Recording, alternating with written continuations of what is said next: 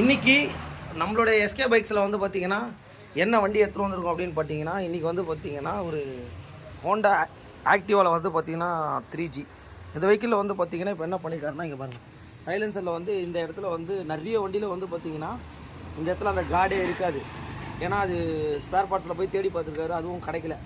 Customer வந்து வெறுப்பாகி என்ன பண்ணியிருக்காரு, ஏதாவது பண்ணணும்னு சொல்லிட்டு இந்த பக்கம் இந்த கார்டையும் வந்து அவரே டிசைன் பண்ணியிருக்காரு. இது வந்து பார்த்து இந்த மாதிரி எந்த வண்டியிலையுமே இருக்காது உங்களுக்கு. இது அவரே டிசைன் பண்ணி இது பண்ணியிருக்காரு. இன்னொன்று இங்கே பாருங்கள், வண்டியோட நம்பர் பிளேட்டை எடுத்துகிட்டு இதை வந்து பார்த்திங்கன்னா கரெக்டாக ஃபிக்ஸ் பண்ணியிருக்காரு. பார்க்கறதுக்கே ரொம்ப நீட்டாகவும் இருக்குது, ஃபுல்லாக கவரேஜ் ஆகிடுச்சு உங்களுக்கு. இந்த மாதிரி வந்து புது புது விஷயங்கள்லாம் வந்து பார்த்திங்கன்னா நம்ம சேனலில் போய்ட்டுருக்கு. முடிஞ்ச அளவுக்கு சில விஷயங்கள்லாம் ஷேர் பண்ணுங்கள். இப்போ இதை வந்து பார்த்திங்கன்னா எதாவது பண்ண முடியுமா நம்மக்கிட்ட கேட்டார். இப்போ நம்மளுடைய ஜிக்ஸாக் பெயிண்டிங்கில் தான் பண்ண போகிறோம். நம்மளுடைய ஜிக்ஸாக் பெயிண்டிங்கில் இதை பக்காவாக கவரேஜ் பண்ண போகிறோம்.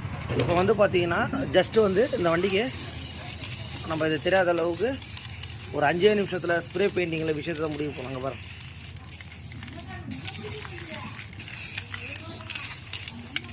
இது நம்பர் பிளேட் தெரியாத அளவுக்கு இந்த மாதிரி நம்ம பெயிண்டிங் பண்ணோம்னா ரஸ்ட் ஆகாமல் இருக்கும் உங்களுக்கு.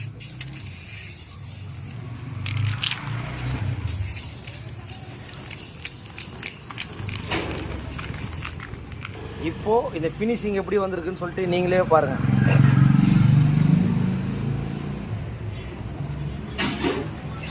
இது போல் விஷயங்கள்லாம் உங்கள் வண்டியில் ஏதாவது தேவைப்பட்டாலும் யூஸ் பண்ணிக்கோங்க. Thanks to all.